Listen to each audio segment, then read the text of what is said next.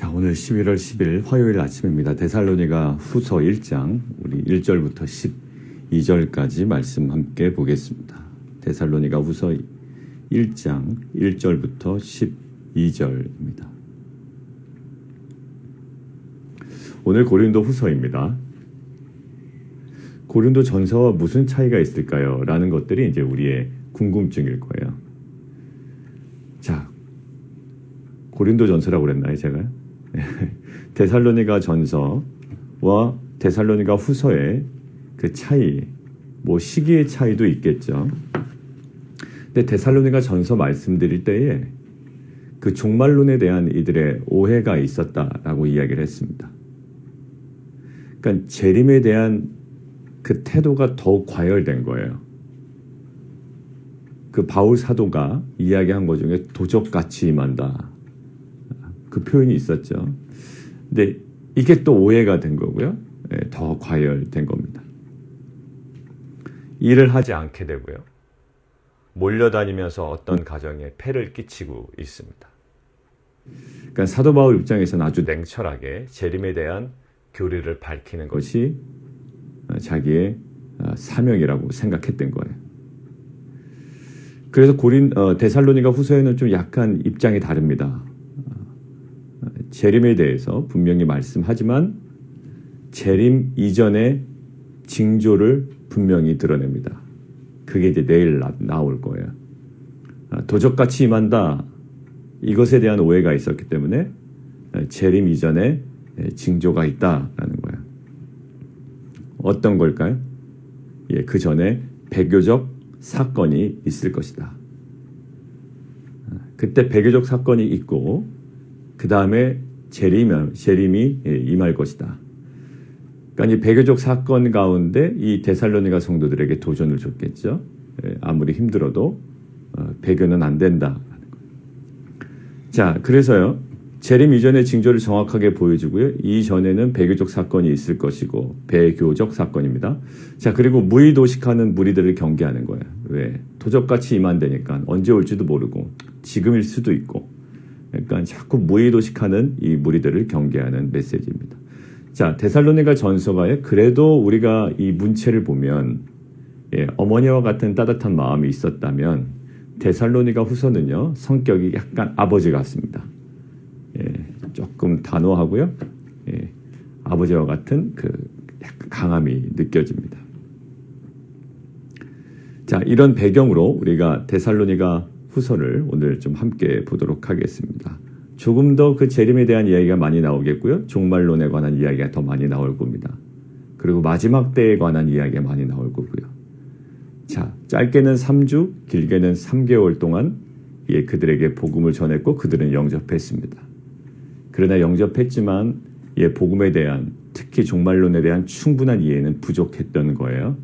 그래서 우리가 하심탐사할 때 데살로니가 전후서 이것은 조직신학 중에 어디에 해당될까요? 라고 제가 말씀을 드리면 보통 여러분들 대답이 어땠습니까?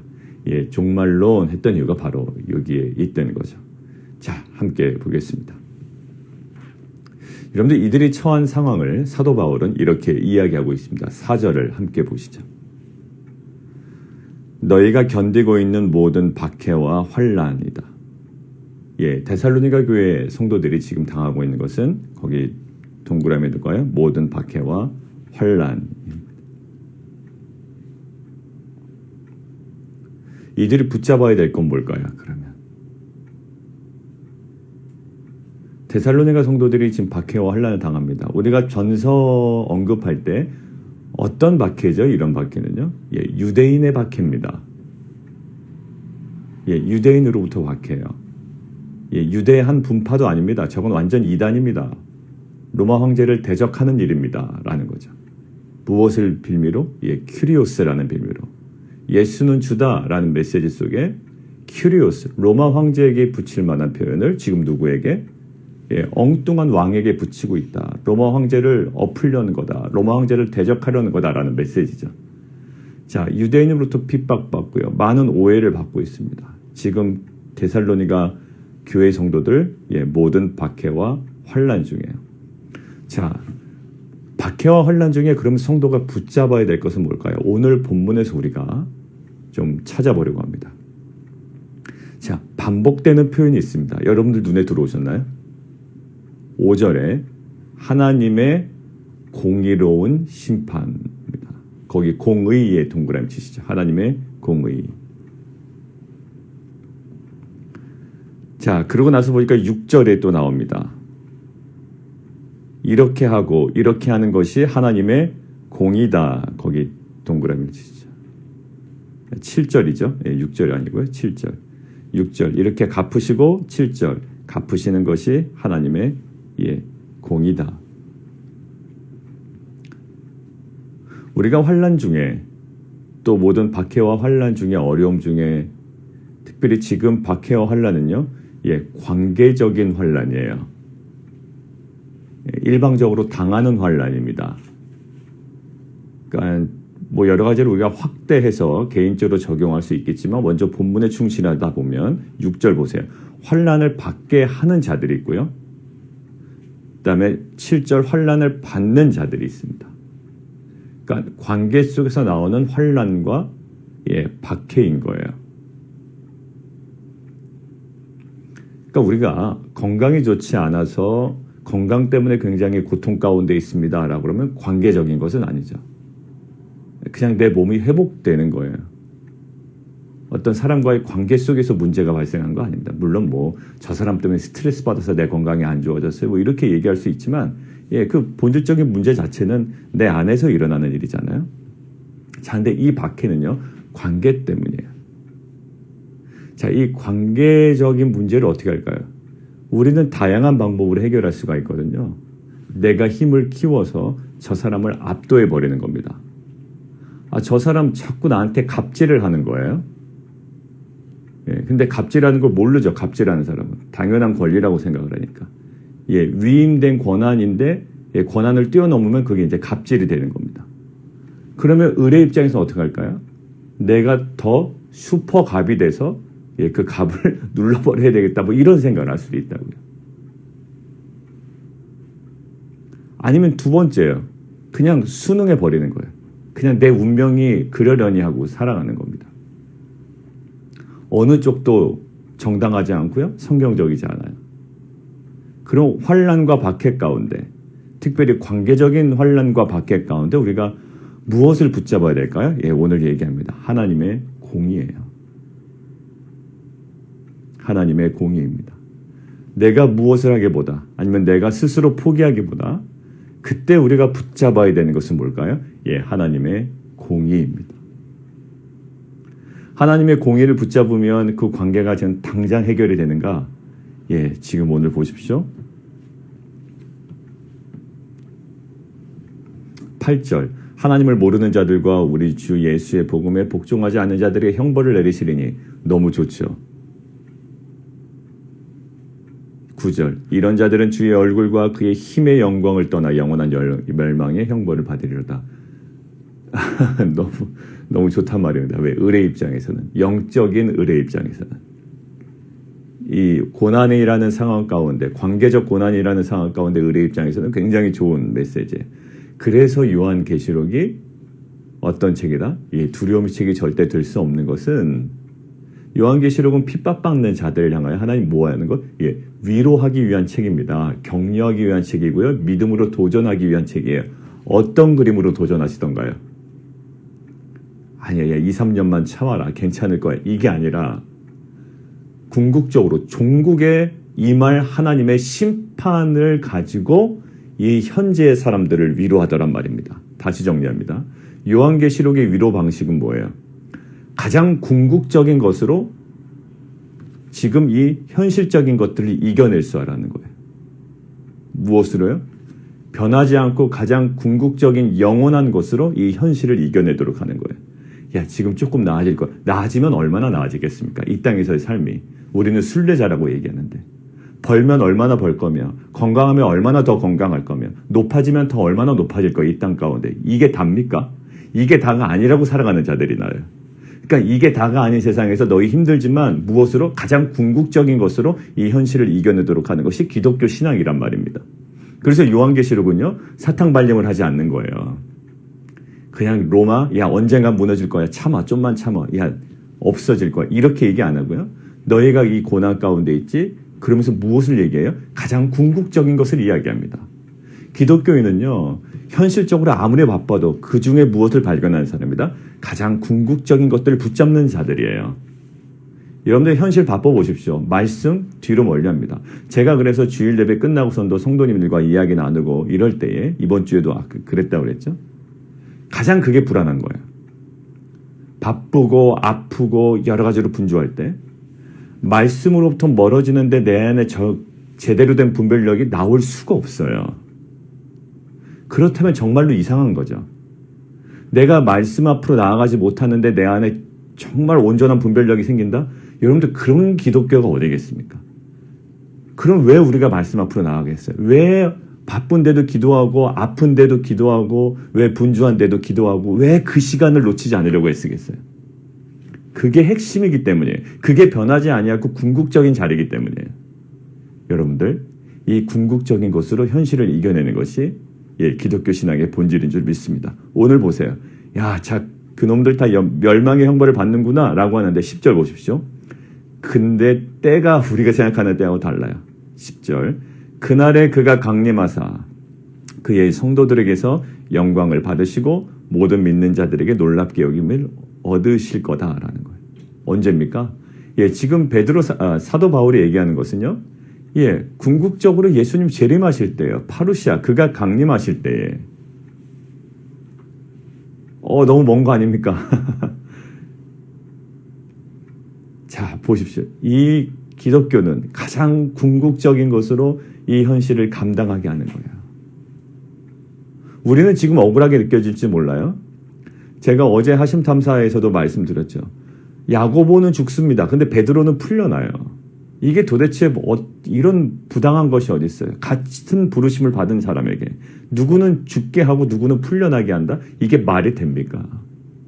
근데 이 땅의 것이 영원하지 않기 때문에 우리가 갖고 있는 건 부활신앙이기 때문에 지금 받고 있는 여러 불편부당한 것들보다 더 궁극적인 것들을 바라보는 거예요. 그래서 이재철 목사님 한번 말씀하셨다고 그랬죠.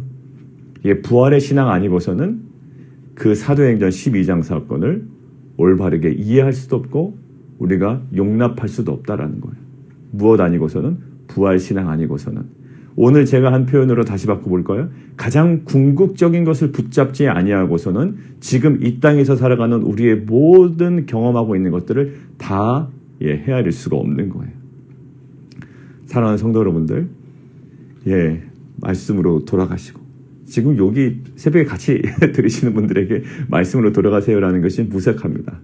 실은 그 말씀으로 돌아가십시오 하는 것들은 함께하지 못하시는 분들 또 지금 여러 가지 이유로 좀 멀리 하셨던 분들이겠지만 여러분들 더 가까이 그래서 우리가 오늘 얻기를 원하는 것은 가장 궁극적인 것들을 발견하는 거예요. 정말 보화 같은 보화를 발견하는 거죠. 그 보화를 발견한 자는 아깝지 않아요. 모든 것들을 다 팔아 그것을 삽니다. 왜? 그 안에 감추어진 보화를 알기 때문에. 손해보는 것 같아요, 처음에. 왜? 다 팔아버리니까. 근데 다 팔지만 가장 귀하고 가장 궁극적인 것들을 붙잡는 자예요. 이 땅의 것 소망하지 마십시오. 이 땅의 것에 미련 두지 마십시오. 이 데살로니가 성도처럼 막 또 무의도식하라는 건 아니에요. 열심히 했지만 가장 궁극적인 것 놓치지 마십시오. 이것이 우리를 향한 하나님의 온전하신 뜻인 줄 믿습니다. 자, 정리하겠습니다. 박해와 환난 가운데 우리가 붙잡아야 될 건 뭐라고요? 하나님의 공의인데요. 이 공의가 언제요? 이것은 가장 궁극적인 때에 이루어지는 거예요. 자, 그러니까 우리 안에 갈등이 있는 겁니다. 보세요. 공의를 붙잡으라고 해서 뭔가 좋은 일에 방금 일어날 줄 알았는데, 당장 일어날 줄 알았는데, 언제 이루어진다? 가장 궁극적인 그날이래요. 뭐야? 이런 마음이 든단 말입니다. 이게 우리에게 기쁨이 되는 사람이 있고요. 이게 절망으로 다가오는 사람이 있어요. 지금 내가 해야 되는 일이 이렇게 많은데. 그때 하나님께서 하나님의 공의를 붙잡는 자들에게 그러나 가장 궁극적인 그 타이밍에 하나님의 공의가 이루어질 거다라고 말씀하실 때 실망할 수밖에 없는 우리들에게 이야기하는 것이 있습니다. 자, 뭘까요? 우리를 향해서는 4절 후반부입니다. 인내와 믿음이에요. 거기 동그라미 치시죠. 박해와 환난 가운데 우리가 붙잡아야 되는 하나님의 속성은 뭐라고요? 예, 박해와 환난 중에서 우리가 붙잡아야 되는 하나님의 속성. 관계 속인 박해입니다. 예, 그때 붙잡아야 되는 하나님의 속성은 하나님의 공의예요. 그 하나님의 공의는 어떻다고요? 환난 받게 하는 자들은 환난으로 갚으실 거고, 환난 받는 너희들은 우리와 함께 안식으로 들어갈 거고, 그들은 멸망의 형벌을 받을 거고, 그 궁극적인 그 날에 강림하셔서 너희들은 영광을 받을 거고, 그들은 멸망, 너희들은 영광. 그들은 환난으로 갚음을 받을 것이고 너희들은 안식으로 받을 것이고. 자, 붙잡아야 될 하나님의 공의입니다. 그런데 이것이 지금 당장 우리가 원하는 때에 이루어지지 않는다고요. 그때 우리에게 필요한 건 뭐라고요? 예, 인내와 믿음입니다. 4절에 인내와 믿음. 인내와 믿음이 무엇으로 가능할까요? 다시 한번 거꾸로 돌리면, 예, 가장 궁극적인 것이 무엇인지를 아는 것, 가장 영원한 것이 무엇인지를 아는 자에게만 나타날 수 있는 것이 예, 인내와 믿음이에요. 바꿔 얘기하면 끝을 아는 자들만 인내할 수 있습니다. 제 달리기 얘기 말씀 많이 드렸죠.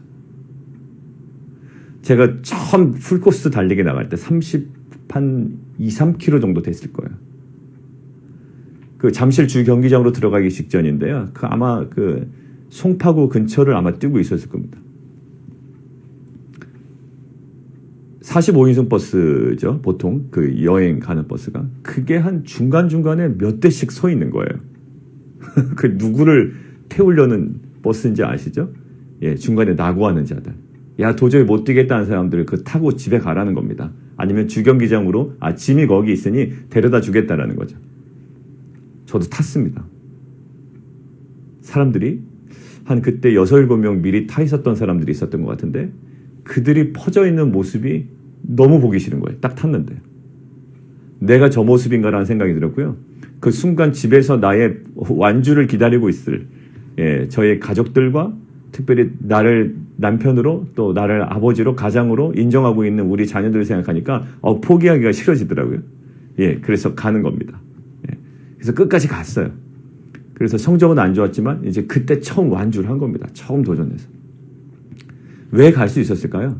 예, 끝을 알기 때문이에요. 여러분들 달리기 하는 자들에게요. 훈련 중에 제일 가혹한 훈련이 뭔지 아세요? 얼마 뛴다 알려주지 않고 계속 뛰게 하는 거예요. 그러면 어떻게 되는지 압니까? 다 포기하더라고요. 아마 저라도요. 언제가 끝인지 모르고 내가 보고 계속 뛰라고 그랬으면 아마 못 뛰었을 거예요. 근데 저는 알았습니다. 그래, 한 8km? 한 9km? 좀만 더 가면 돼. 끝을 아는 자들만 누릴 수 있는 거예요. 마지막 궁극적인 그 지점을 아는 자들만 누릴 수 있는 거 뭐라고요? 예, 인내와 믿음입니다. 그래서 요한계시록이나 공동서신이나 사도 바울은 계속 무엇을 얘기합니까? 그 마지막 때, 그 궁극적인 그 순간, 그 카이로스, 그때를 소망하며 현실을 이겨내려는 거야. 그러니까 결국 미래적 소망으로 무엇을 감당한다? 현실의 어려움을 감당해내는 것이 기독교 신앙입니다. 그러니까 우리 안에 계속 살아서 움직여야 되는 것이 뭘까요? 예, 그냥 무조건 참아라가 아니에요. 예, 그냥 참을 수 없습니다. 우리 안에 계속 역사해야 되는 게 뭘까요? 예, 소망입니다. 미래적 소망이 역사해야 우리가 현실에서의 예, 인내와 믿음이 있는 거예요. 오늘 정리하겠습니다. 모든 환난과 박해 중에 우리가 붙잡아야 되는 하나님의 속성이 뭐라고요? 예, 여기 자막 하나 딱 만들면 되게 좋겠죠. 예, 공의입니다. 공의예요. 근데 이 공의는 우리가 원하는 때에 이루어지지 않아요. 분명히 이루어지긴 하지만 하나님의 때가 있습니다. 근데 그때까지 우리에게 요구되는 것이 뭐라고요? 여기 있습니다. 예, 인내와 믿음이에요. 인내와 믿음. 근데 인내와 믿음이 왜 가능한다고요? 우리의 때에 이루어지지 않는데도 가장 궁극적인 소망을 알기 때문에, 그 끝을 알기 때문이죠. 그러니까 우리 안에 역사해야 되는 건 뭘까요? 예, 그 가장 궁극적인 미래적 소망, 흔들리지 않은 하나님의 나라, unshakable kingdom, 흔들리지 않는 하나님의 나라. 지금은 흔들려요. 뭐 우리의 직장도 흔들릴 수가 있고요. 비즈니스도 흔들릴 수가 있고 다 흔들려요. 그러나 그 가운데서도 우리가 인내와 믿음으로 나아갈 수 있는 건 뭐죠? 궁극적인 소망, unshakable kingdom, 흔들리지 않는 하나님의 나라와 그 소망에 대한 우리의 믿음이 있기 때문이에요. 그래서 인내가 가는 겁니다. 자, 그러한 공동체가 되기를 원하고요. 오늘도 뭐 여러 가지 이유가 있겠습니다. 나는 바빠요, 아파요, 분주해요, 뭐 여러 가지 있겠습니다. 여러분들 하나도 핑계가 되지 않습니다. 다시 한번 믿음으로 권면합니다. 말씀과 기도보다 더 바쁜 건 있어서는 안 돼요. 있어서는 안 되는 거예요. 그만큼 우리 우선순위가 무너졌다라는 반증받게 되지 않아요.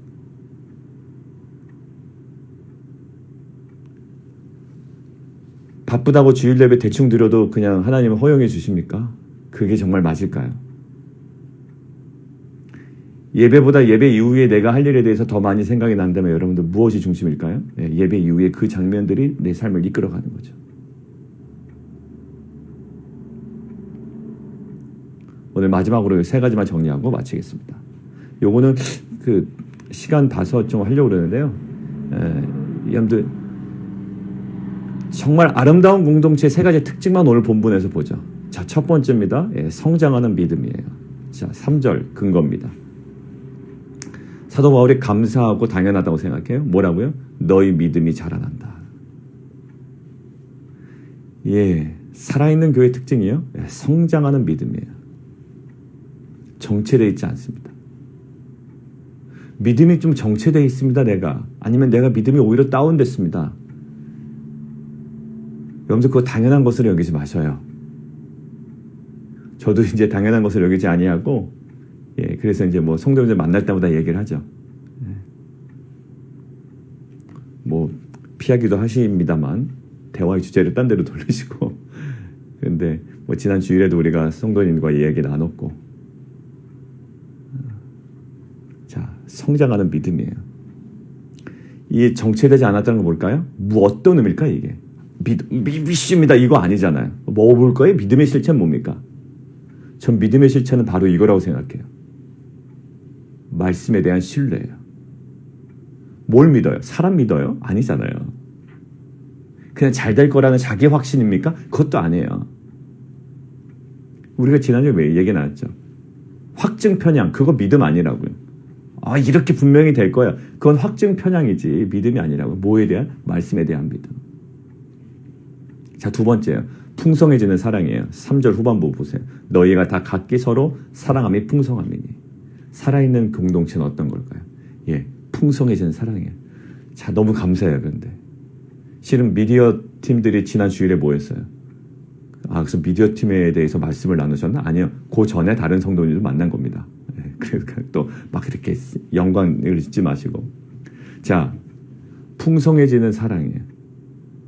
자, 여러분들 뭐 설교나 이런 것들은 그냥 들을 수 있었는데요. 보니까 제 아내가 사운드를 들려줬는데 이게 진짜 그 온라인 예배 드리는 성도님에게 되게 죄송스럽고 미안하더라고요.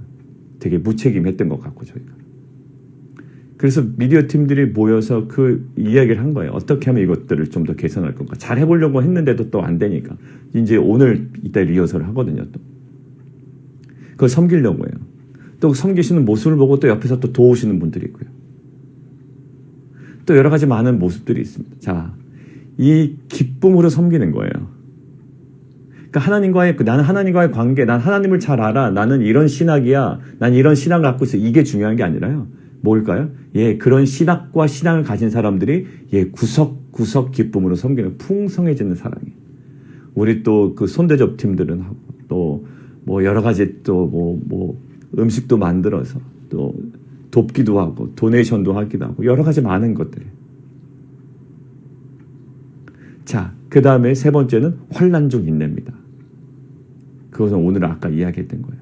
자, 살아있는 공동체, 성장하는 믿음, 풍성해지는 사랑, 그리고 환난 중 인내. 근데 여러분들 정체됐거나 퇴화하는 믿음, 야속해지는 사랑, 포기해버리는 인내. 여러분들 이렇게 되면 안 되잖아요. 우리의 좌표가, 이 믿음의 좌표가 어디 있는지, 여러분들이 지금 어디에서 지금 있는지 다시 한번 돌아보시고 이 살아있는 공동체, 저는 거기에 계속적으로 여러분들의 삶이 쓰임받고 있다고 저는 믿습니다. 이러한 믿음과 사랑과 인내로 말미암아 가장 궁극적인 것들을 소망함으로 이 모든 것들을 감당하는 귀한 공동체 되기를 원합니다. 함께 기도하겠습니다.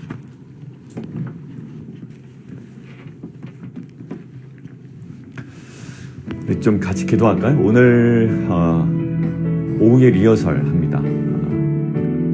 오전에 리허설 하는데 여러분들에게 조금 더 좋은 환경을 드리려고 그래요. 온라인으로 지금 드릴 수밖에 없으면 이게 다잖아요, 예배가. 물론 새벽은 이렇게 하지만.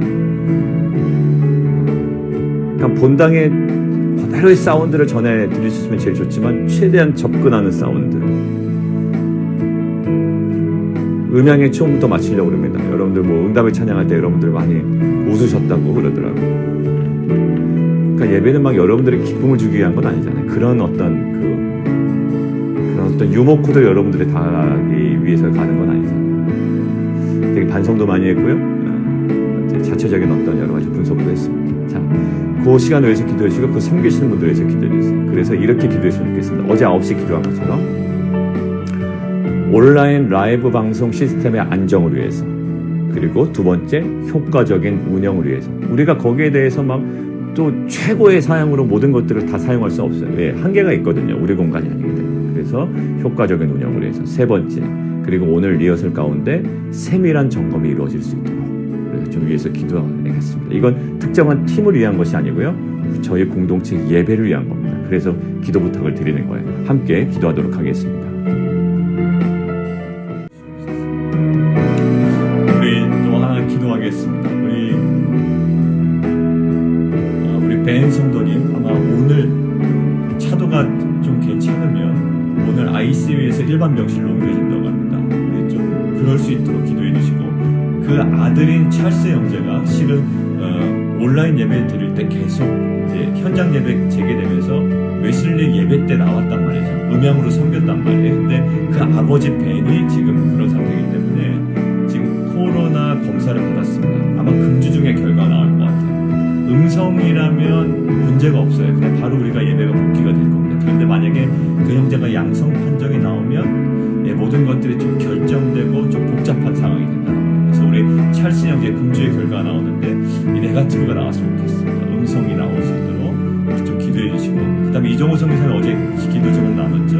우리 이정호 선교사님 벌써 1년이 됐네요. 우리 이정호 선교사님 위해서 좀 기도해 주시고, 우리 박삼성 목사님 위해서 함께 기도하겠습니다. 우리 한 가지만 더 기도하겠습니다. 오늘 말씀 붙들고 좀 기도할까요? 모든 혼란과 핍박 중에, 고난 중에 우리가 붙잡아야 되는 하나님의 속성이 있다고 했죠. 그게 바로 하나님의 공의입니다. 하나님 다 해결하실 거예요. 그리고 우리에게 요구되는 건 뭔가요? 인내와 믿음입니다. 근데 그게 지금 당장 이루어지지 않는다고요. 요한계시록에서도 그렇고요. 공동서신에서도 공통적인 이슈라고 그랬죠. 근데 베드로 사도를 통하여, 사도 바울을 통하여 뭘 얘기합니까? 가장 궁극적인 그것들을 바라보게 하는 거예요. 가장 궁극적인 것, 그리고 언시의 그걸 킨다, 흔들리지 않은 하나님의 나라, 그 미래적 소망으로 현실을 이겨내는 거예요. 그러니까 우리 안에 역사해야 되는 것은요, 여전히 역사하는 것은 그 미래적 소망인 거예요. 그것이 역사하는 자에게 진정한 인내와 믿음이 가능한 줄 믿습니다. 하나님, 우리에게 이러한 믿음을 허락하여 주시옵소서. 그 미래적 소망으로 현실을 이겨내는 귀한 공동체 되게 도와주시고, 살아있는 공동체 뭐라고요? 더욱더 성장하는 믿음, 그리고 풍성해지는 사랑. 하나님, 귀한 공동체로 우리를 불러주신 것 감사합니다. 하나님, 그 소망을 가지고 인내와 믿음과 사랑으로 섬겨나가는 빛과 소금의 사명을 감당하는 공동체 되게 도와주옵소서. 우리 함께 기도하며 나가도록 하겠습니다.